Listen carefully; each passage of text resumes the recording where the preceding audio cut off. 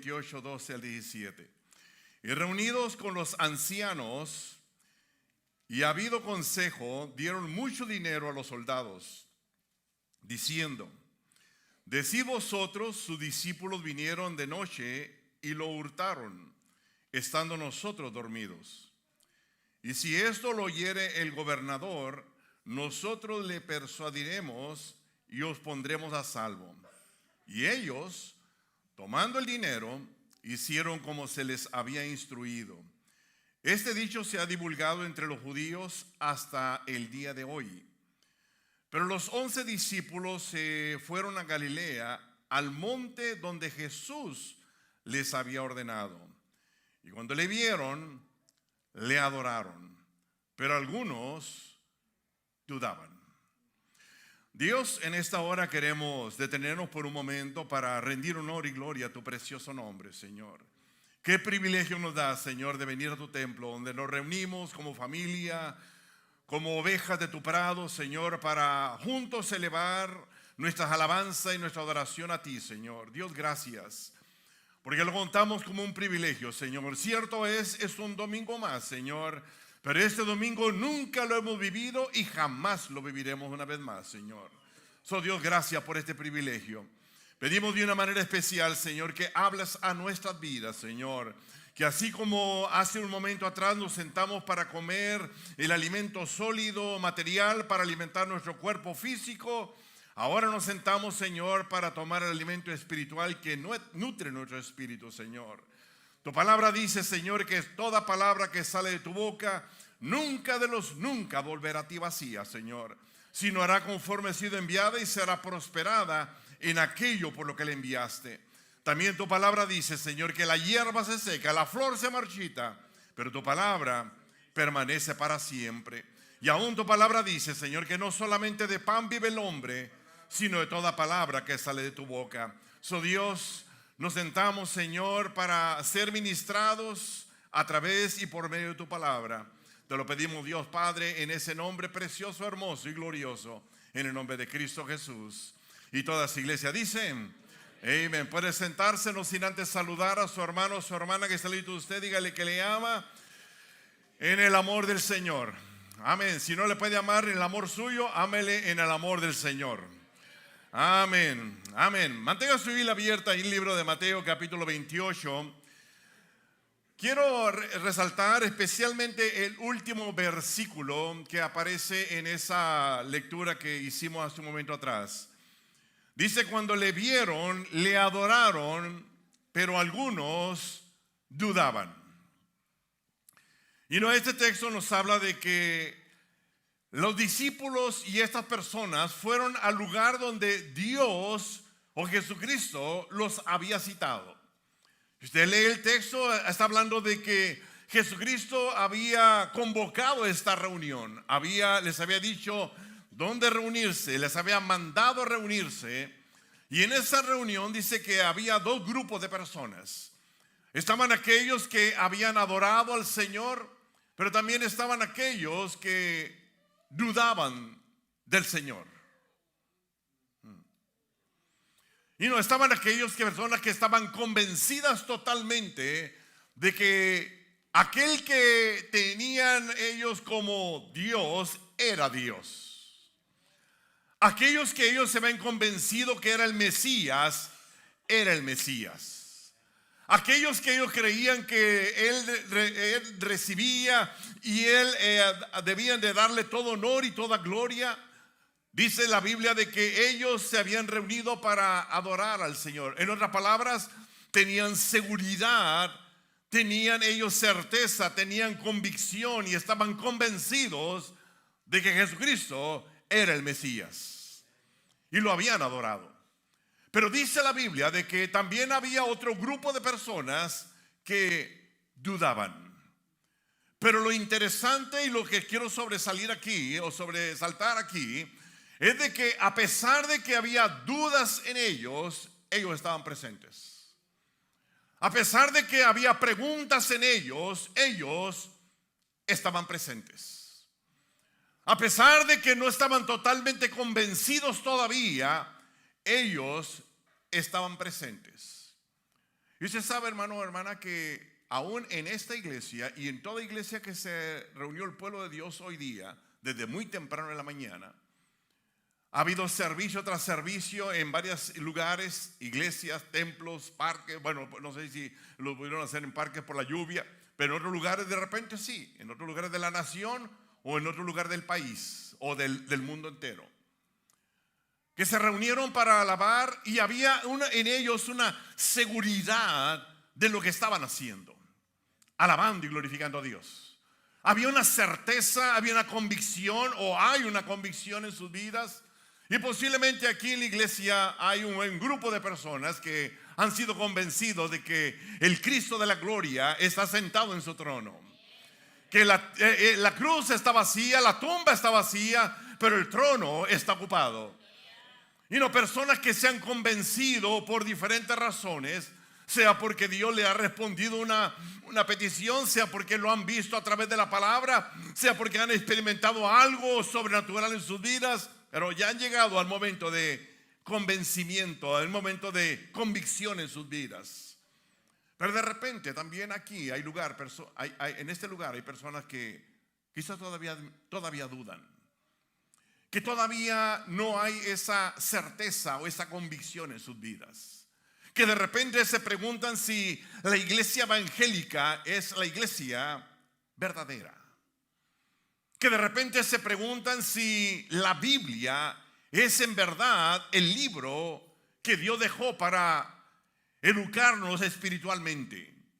Y quizás piensan en otros libros de otras religiones y piensan y dicen: ¿por qué tiene que ser la Biblia el libro verdadero? De repente hay personas que dudan de esa manera. Y no solamente me refiero a los jóvenes, porque es muy fácil encontrar jóvenes que hoy día dudan acerca de estas verdades que usted y yo hemos abrazado. Que de repente dudan acerca de Jesucristo. ¿Será Jesucristo de veras el verdadero Dios? ¿Por qué otros que se han proclamado Dios, por qué no adorarlos? De repente las personas dudan acerca de eso. De repente personas dudan acerca de la fe que sus padres tienen. De repente su hijo o su hija se ha acercado a usted para decir: papá, mamá, ¿y qué de las más fe? ¿Qué de los budistas? ¿Qué de los musulmanes? Dice la Biblia que en esta ocasión se habían reunido personas que creían en él, estaban convencidos, pero también había otros que dudaban. Ahora déjame decir esto, hermano o hermana joven que escuchas: si tú estás aquí y tienes dudas, qué bueno que estás aquí, porque Dios puede responder tus dudas. Dios puede clarificar aquellas cosas oscuras que todavía están en tu mente. No, la iglesia no me escuchó lo que dije. Qué bueno que la persona que duda, ese joven que está batallando con decir: ¿será verdad la fe de mis padres? ¿Será verdad que la Biblia es la palabra de Dios como se dice? ¿Será verdad que Jesucristo de verdad es Dios? Si tú eres una de esas personas, qué bueno que viniste hoy día, porque quiero hablar acerca de tres cosas, tres pruebas de la resurrección que encontramos en la Biblia. Y nos habla acerca de esta verdad. Escucha esto, porque la verdad de la resurrección es uno de los fundamentos de nuestra fe cristiana. Oh, te perdiste un buen lugar donde decir amén. Porque uno de los pilares fuertes de nuestra creencia es la resurrección de los muertos, es la resurrección de Cristo Jesús. Es ahí el fundamento nuestro de nuestra fe. Por eso el apóstol Pablo dijo en 1 de Corintios, él dijo esto: pero si se predica a Cristo que resucitó de los muertos, ¿cómo dicen algunos entre vosotros que no hay resurrección de muertos? Porque si no hay resurrección de muertos, entonces tampoco Cristo resucitó. Mira la forma que el apóstol Pablo está tratando de clarificar en la mente de las personas que dudaban acerca de la resurrección. Y estamos hablando de un poco tiempo después de que había ocurrido la resurrección. Ahorita estamos hablando de más de 2000 años de ese evento, de esa verdad. Y el apóstol Pablo escribe y dice: y si Cristo no resucitó, vana entonces es nuestra predicación, vana también es nuestra fe. Si Él no se levantó de los muertos, entonces, dice el apóstol Pablo, somos hallados falsos testigos de Dios, porque hemos testificado de Dios que Él resucitó a Cristo, el cual no resucitó, si en verdad los muertos no resucitan. Porque si los muertos no resucitan, tampoco Cristo resucitó. Y si Cristo no resucitó, vuestra fe es vana y aún estáis en vuestros pecados, dijo el apóstol Pablo. Entonces también los que durmieron en Cristo perecieron. Y si esta vida solamente esperamos en Cristo, somos los más dignos de conmiseración de todos los hombres. Pero Él después termina, cuando Él hace este juego de palabras, por decir así, para tratar de clarificar en la mente de ellos, Él dice: mas ahora Cristo ha resucitado de los muertos. Él pone la seguridad, la certeza de que en verdad Cristo había resucitado de entre los muertos. Oh, yo esperaba un mejor amén ahí. Escucha esto, hermano o hermana. La fe nuestra está fundamentada en la resurrección de Cristo Jesús. No me está escuchando, iglesia. La esperanza nuestra está una más fundamentada en la resurrección de Cristo Jesús. Porque si Él se levantó de los muertos, entonces yo tengo esperanza para levantarme un día, si el Señor no viene antes, levantarme de la tumba. Ahora escuche eso, y quiero dejar en usted tres verdades, tres pruebas de la resurrección. Primero, abra su Biblia. El libro de Marcos, capítulo 16, versículos 5 y 6. Dice la palabra del Señor, Marcos 16, 5 y 6. Cuando entraron en el sepulcro, vieron a un joven sentado al lado derecho, cubierto de una larga ropa blanca, y se sentaron. Mas Él les dijo: no os asustéis, buscáis a Jesús Nazareno, el que fue crucificado. Ha resucitado, no está aquí. Mirad el lugar donde le pusieron. Una de las pruebas contundentes de la resurrección es que la tumba está vacía. No me escuchaste, iglesia. Una de las pruebas contundentes de que la verdad sucedió es de que la tumba está vacía. De que dice la palabra del Señor, narra de esta manera que las mujeres iban al sepulcro. Ahora, ellas todavía no sabían acerca de la resurrección. A ellas todavía no se le había dado el mensaje de la resurrección. Dice la Biblia de que ellas iban con aquellas especias aromáticas para ponerlas en el cuerpo de aquel que había muerto. Y ellas se preguntaban en el camino diciendo: ¿quién nos moverá la piedra? Ellas sabían que había una grande piedra delante del sepulcro aquel, delante de aquella cueva. Ellas se preguntaban entre sí: ¿quién nos moverá la piedra para poder nosotros entrar y poner estos ungüentos en el cuerpo de Jesús? La sorpresa fue de cuando ya llegaron, la piedra estaba movida y los soldados se habían ido. Mire lo grande de Dios. Muchas veces nos preguntamos acerca de piedras en nuestras vidas, de cuestiones en nuestras vidas. Y nos preguntamos, y de repente hay una plática entre el esposo y la esposa, o los padres y los hijos, o entre hermano y hermano, hermana y hermana. Empiezan a hablar acerca del problema de la casa, empiezan a hablar acerca de la situación de la casa, empiezan a hablar de que el esposo o el padre no quiere convertirse, no quiere aceptar a Cristo. Hablan acerca del hijo que se ha descarriado, la hija que se ha descarriado, y empiezan a mirar aquello como una gran piedra. ¿Quién nos moverá esta piedra? Pues déjame decirte, hermano o hermana, el Dios de la Biblia se encarga de mover piedras. Dije, el Dios de la Biblia se encarga de mover piedras. Y no en la forma que menos pensamos, en el tiempo que menos pensamos, el Señor se encarga de mover esa gran piedra que para nosotros es imposible moverla, pero para Dios nada es imposible. Dice la palabra del Señor que ellos llegaron a aquel lugar, a esta mujer llegaron a aquel lugar donde Dios ya se ve encargado de mover el obstáculo, mover al enemigo, porque ese es nuestro Dios. Él mueve obstáculos y mueve el enemigo. No hay poder satánico que pueda con el poder de Dios. Dios tiene todo poder. No, te faltó decir un buen amén ahí a eso. Porque la verdad es esta: seremos atacados por el enemigo, seremos una masa bombardeados por el enemigo, pero el que está en nosotros, dice la palabra del Señor, más poderoso el que está en mí que el que está en el mundo. Y Él dice, estará como poderoso gigante al lado de mí. Ese es nuestro buen Dios. Dije, ese es nuestro buen Dios.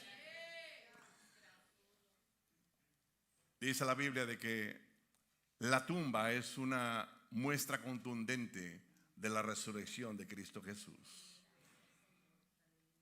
Usted puede ir a las tumbas de cualquier persona que ha fallecido y ahí están sus restos. Ahí están sus restos. Pero de Jesucristo, dice la palabra del Señor, está vacía porque Él ha resucitado.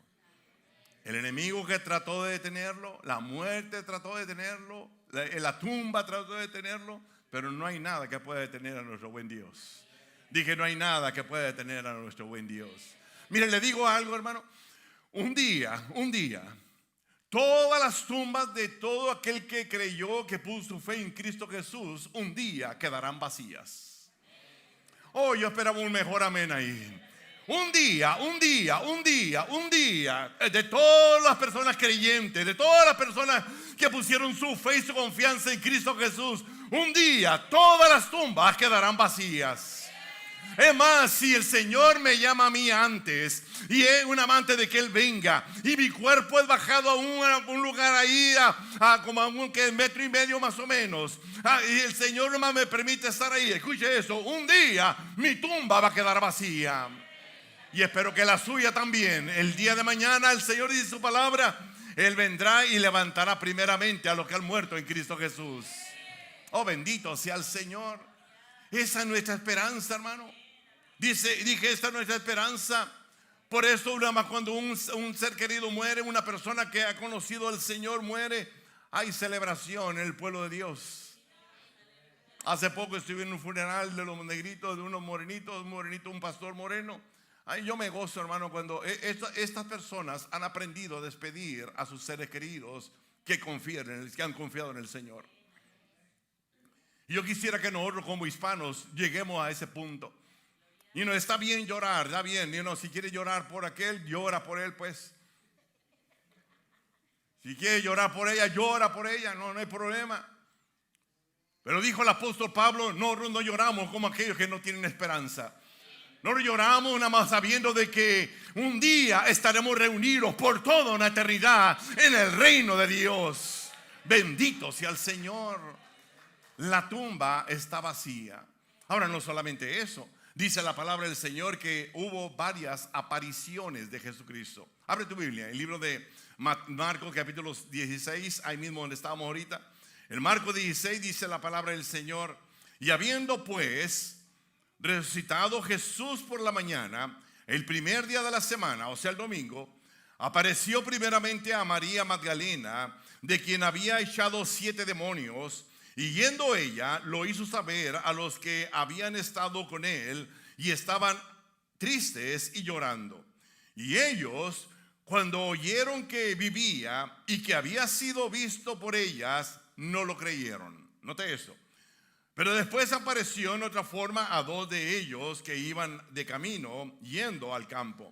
Y ellos fueron y lo hicieron saber a los otros, y ni aún ellos creyeron. Finalmente se le apareció a 11 mismos, estando ellos sentados a la mesa, y se le reprochó su incredulidad y dureza de corazón, porque no habían creído lo que habían visto a él resucitado. Escuche esto. Pablo hace una numeración de estas personas y él dice: y se apareció a Cefas, después a los 12, y después apareció más de 500 hermanos a la vez, los cuales muchos de ellos viven aún todavía. Después de eso apareció a Jacob, y después de eso a los apóstoles, y por último, dijo el apóstol Pablo, como un abortivo, se me apareció a mí. La aparición de Cristo Jesús prueba la resurrección. Usted tiene cuidado en leer la Biblia. Usted va a encontrar una infinidad de personas que le vieron resucitado. Marcos menciona a María Magdalena, a los 12 discípulos, a otros discípulos.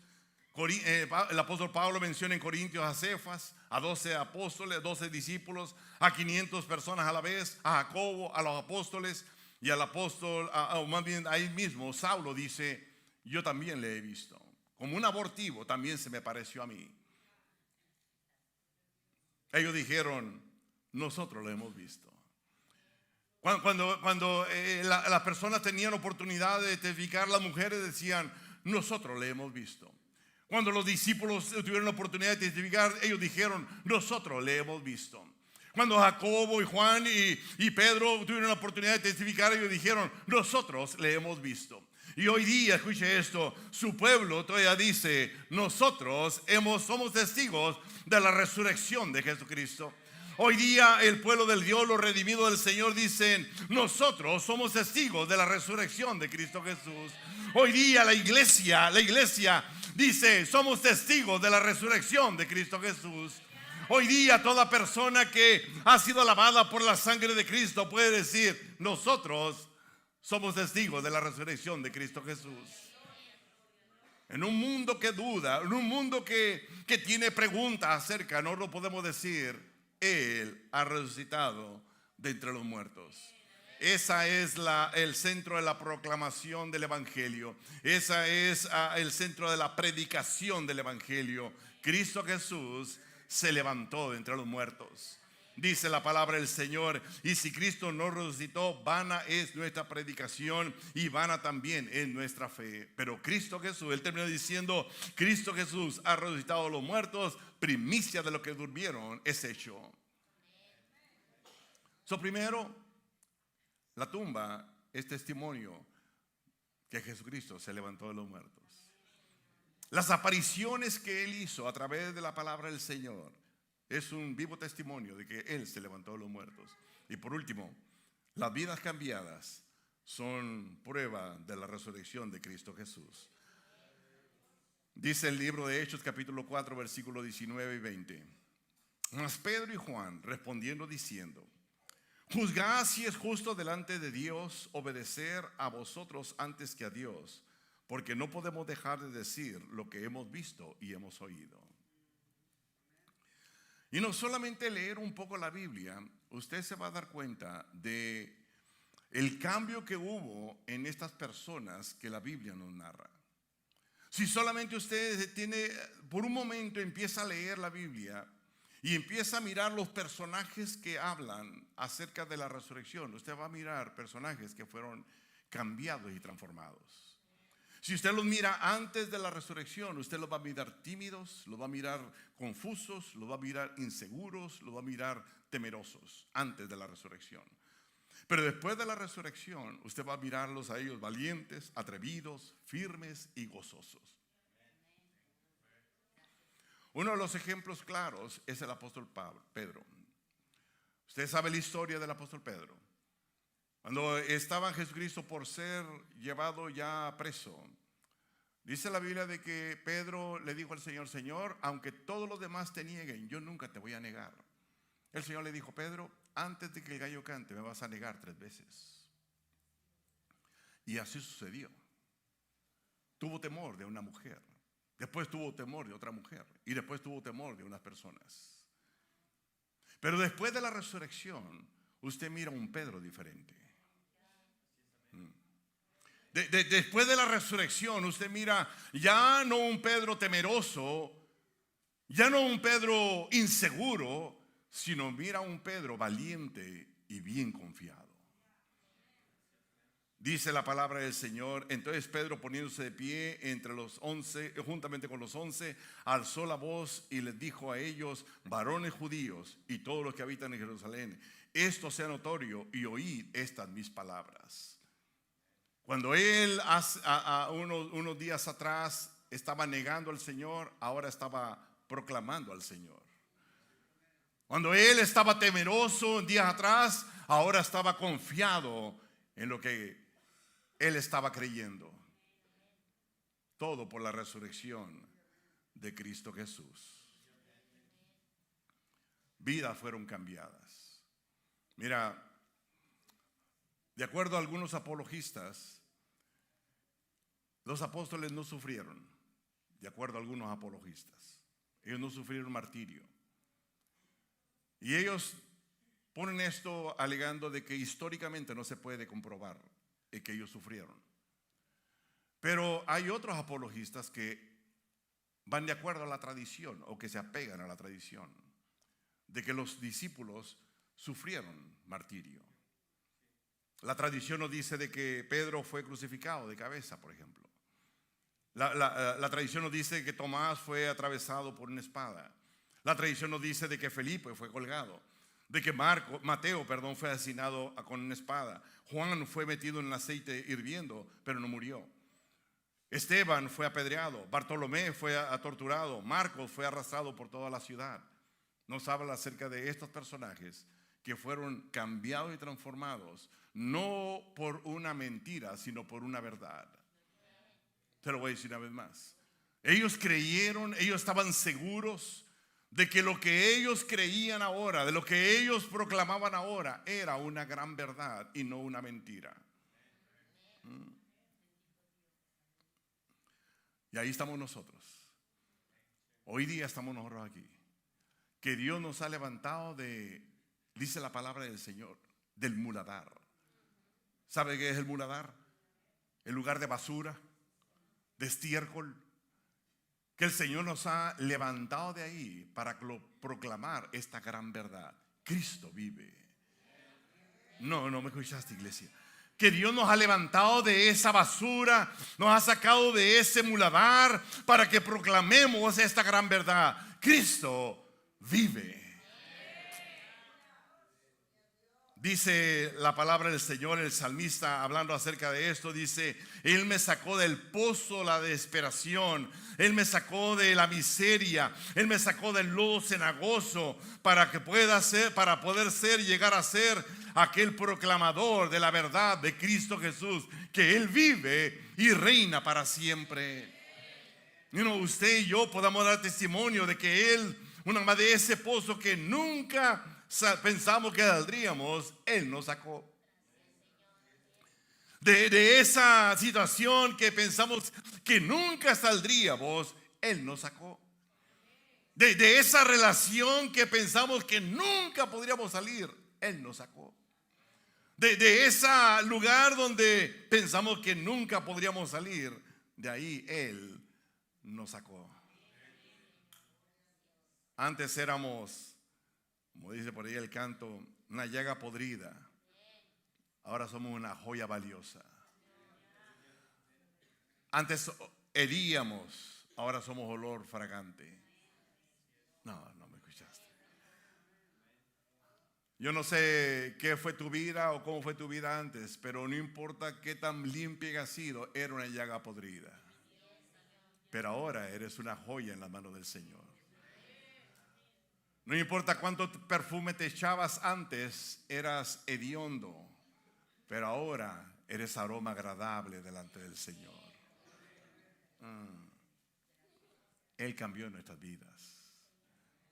Él cambió nuestras vidas. Y Él ha venido transformando nuestras vidas, dice la palabra del Señor, hasta el día de Jesucristo. Hasta el día de Jesucristo. Y Él todavía puede hacer eso, hermano. Él todavía puede cambiar. Él todavía puede transformar. La sangre de Cristo Jesús tiene poder. El Dios de la Biblia tiene poder para hacer maravillas y milagros. Y aquellas cosas que para nosotros son imposibles, son posibles para Dios. Ponte de pie.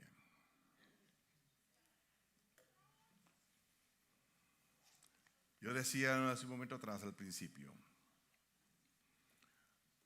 no importa de cuál grupo tú seas, si eres de las personas que están totalmente convencidos, que tienen una convicción sólida acerca de su fe en Cristo Jesús, o si tienes dudas, preguntas, cosas que no son claras todavía, qué bueno que estás en la casa del Señor. Dios te va a ayudar. Y en la forma que Dios sabe que te puede convencer, Él lo va a hacer. Va a usar su palabra, va a usar quizás a un niño, va a usar quizás la naturaleza, va a usar quizás un canto, va a quizás darte una visión de noche, te va a dar quizás un sueño, pero Dios te va a aclarecer tus dudas y tus preguntas. Padre, en esta hora queremos detenernos por un momento para rendir honor y gloria a tu precioso nombre, Señor. Gracias por estos momentos tan especiales, Señor, donde podemos abrir tu palabra, Señor, y dejar que tu palabra nos hable en nuestras vidas, Señor. Traiga convicción sólida, una seguridad firme en quien hemos creído. Dios, quiero levantar delante de ti, Señor.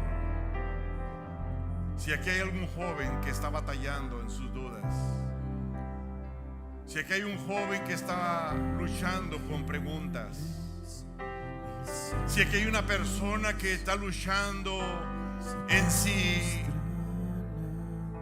tu palabra es verdad, si estás, Señor, luchando en si tú eres verdaderamente Dios, yo te pido, Señor, que abras el entendimiento. Trabaja en el corazón de esta persona.